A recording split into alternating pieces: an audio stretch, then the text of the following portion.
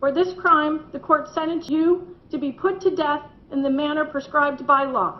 Mr. Bradley, may God have mercy upon your soul.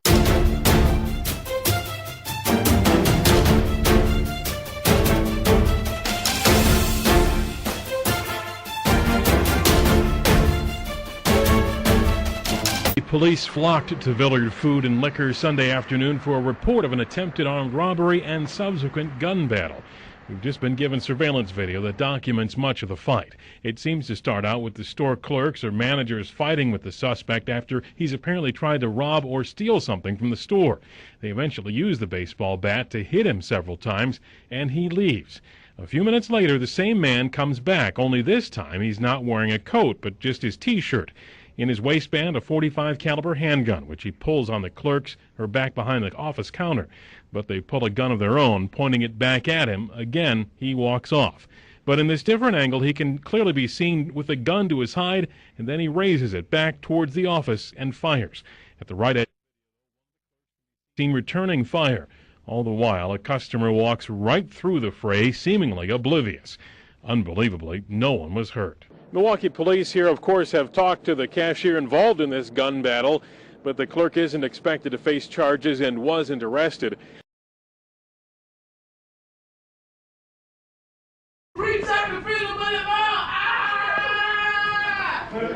A Broward County courtroom turned into a circus Tuesday. What was supposed to be a serious situation was met with laughing, smiling, kicking, cursing, and outbursts. Just one day after police say 14 suspects led them on a multi-city chase. Get that off me, what the The end result, more individuals being taken into custody. I want to get the cameras off. Hush your mouth, I said it. At the hearing for 15-year-old Maurice Thomas, the suspected driver, and 15-year-old Thomas Butler, seen here smiling for our cameras, the pair seem to show up to show out in front of a judge. They're already accused of stealing cars and running from police. Also, the four suspects are wanted for crimes in Broward, Palm Beach, and Martin counties. It started Monday evening when police say 4 teens stole this blue car at Lighthouse Point, then ditched it in Lauderdale Lakes, took off across this field and stole another car, police say. The suspects were caught, but the antics continued Tuesday in the courtroom when their friends were belligerent, then refused to leave. In the end, several more were arrested.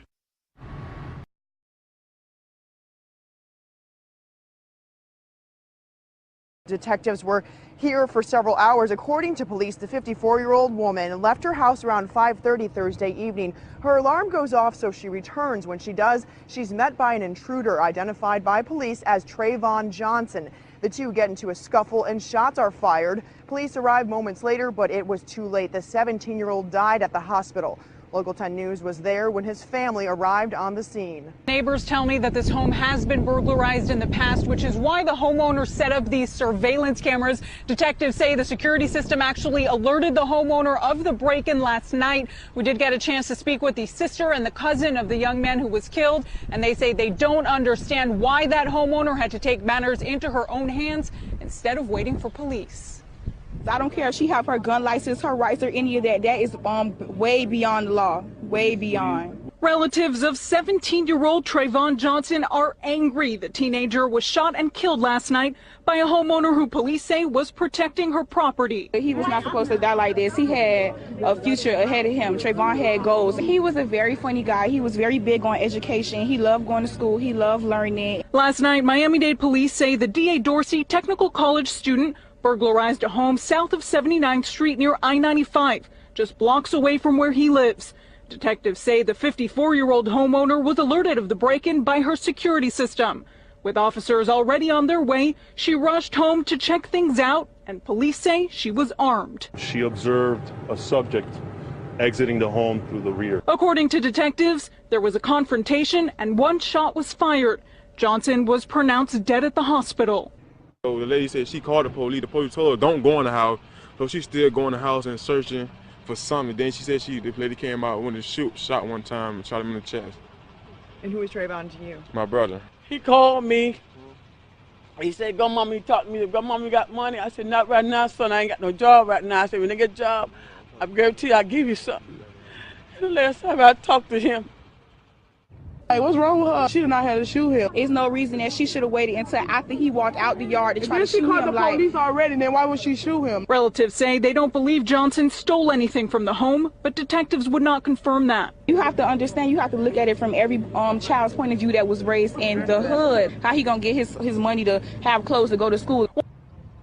Well, this is a live look at the house now. You can see the alarm force sign there, likely which was triggered and made this homeowner return to her home. And up at the top, we actually circled this home. We noticed several surveillance video or cameras rather that contain video footage that would likely help in this case, and so it's still under investigation. So Jen Rett was questioned by police and she is fully cooperating, we're told, but no arrests have been made. We'll continue to follow the story as we get new information. We'll get it to you. Report.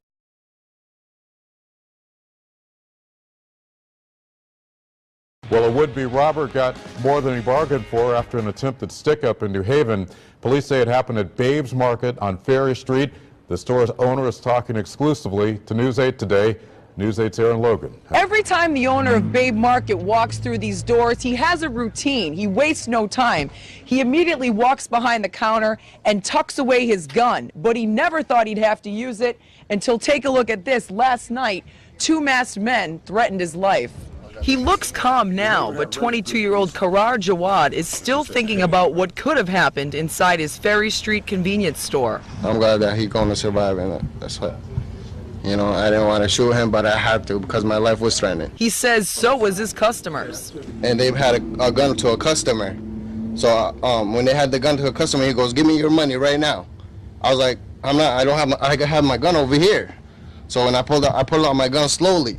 When I pulled out my gun, he pointed the gun right here in my chest, and I just let off a couple of shots. And they took off? Yeah. Where'd you shoot him? In the chest. New Haven police say the man who was shot showed up at the hospital shortly after, around 10:30. He's expected to be okay. I blacked out. What did that customer do? Did the customer run out immediately? Or? Ran out and came back inside. He said, "I don't have no more money to be paying for the stuff I had to get." And he walked out. I was like, "It's okay, you could go ahead." Jawad says the men stole the customer's wallet, but no items or money were taken from his store. You can see he has a little company today. Police took his gun and said it could be a while until he gets it back. Will you go get a new one, or will you just wait and hope that... I'm gonna go get a new one. So you don't even want to wait one day? I can't take a risk no more. Jawad told his close friend Keith Barnes that the 2 men looked young. Barnes says it's not surprising. Nobody want to come here and open up 7 o'clock in the morning and not make it home to their family at night, so what he did was justified. What do you think it's going to take in New Haven to get these guns off the street? There's no quick solution, because everybody has them. You heard the owner and his friend. They do not feel safe.